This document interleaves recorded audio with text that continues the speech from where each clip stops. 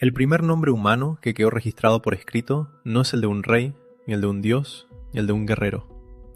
Es el de un contador. Lo anotó junto a una cifra. Casi 30.000 medidas de cebada, entregadas en un templo a lo largo de 3 años. No es una plegaria, no es un poema. Es un recibo. Ese nombre es Kushim, y todavía los arqueólogos discuten qué era exactamente. Una persona real, con una vida detrás, el título de un cargo, algo como el encargado del grano, el sello del templo mismo, sin nadie detrás. No hay consenso.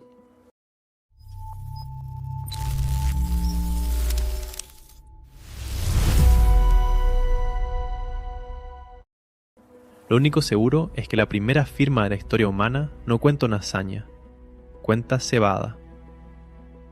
Para entender por qué, hace falta retroceder a un momento anterior a la escritura misma, en el sur de Mesopotamia, hace más de 5.000 años. Ahí creció Uruk, probablemente la ciudad más grande que había existido hasta ese momento. Templos, canales, talleres, miles de personas dependiendo de una administración central que repartía cebada, lana, aceite y cerveza. Ningún funcionario podía cargar esas cuentas en la cabeza, pero durante siglos tampoco hizo falta inventar la escritura para resolverlo. Alcanzaba con fichas de arcilla.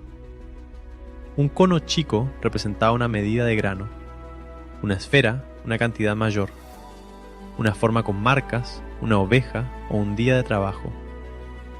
Los agricultores de Cercano Oriente venían usando ese sistema miles de años antes de que existiera una sola palabra escrita. El problema apareció cuando esas fichas empezaron a viajar de mano en mano como garantía de un trato. Alguien podía perderlas, cambiarlas o robar alguna antes de que el trato se cumpliera. La solución fue guardarlas dentro de una bolita hueca de arcilla, sellada, como un contrato que nadie podía abrir sin que se notara. Pero ahí apareció un segundo problema, tan simple que sorprende que nadie lo hubiera resuelto antes. Una vez cerrada la bolita, ¿cómo sabías qué fichas había adentro sin romperla?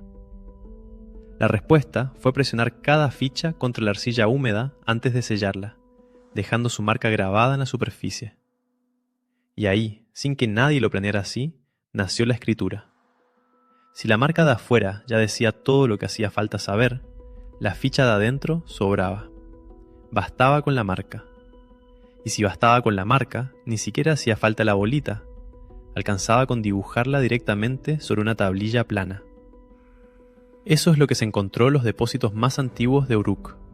Miles de tablillas con símbolos que no representan sonidos, sino cantidades de cosas. De los primeros 5.000 textos recuperados de esa capa del yacimiento, alrededor de 9 de cada 10 son recibos, inventarios o listas de reparto. Ninguno es un mito, ninguno es una plegaria. La escritura, en su versión más antigua conocida, no tiene una sola línea de literatura. Y esto es lo que de verdad cambia la idea que uno tiene del asunto. Durante mucho tiempo se asumió que primero existió el trueque entre vecinos, después el dinero, y solo mucho después, cuando alguien prestaba algo a cambio de una promesa, apareció la deuda. Estas tablillas sugieren justo lo contrario. Antes de que circulara una sola moneda de plata en Mesopotamia, ya existían registros formales de cuánta cebada le debía una persona a un templo y cuánto tenía que devolver, muchas veces con un interés fijado de antemano. La deuda anotada no llegó después del dinero, llegó primero. El dinero, cuando por fin apareció, fue apenas una forma más práctica de resolver algo que la contabilidad ya sabía hacer. La literatura, en cambio, tardó siglos en subirse a esa misma herramienta. El himno más antiguo que se conserva completo, una canción dedicada a un templo, aparece unos 700 años después de esos primeros recibos de cebada. 700 años en los que la escritura sirvió, casi en exclusiva, para que una institución supiera quién le debía qué a quién.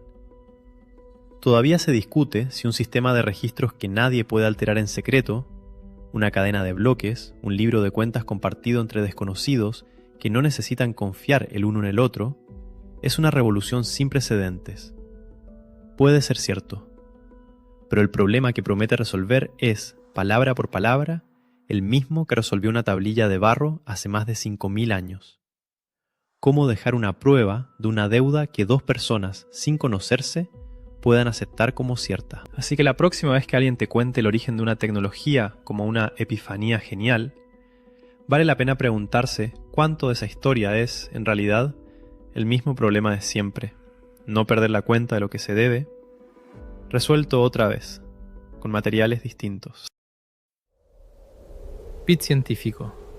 Historias que explican por qué el presente es como es.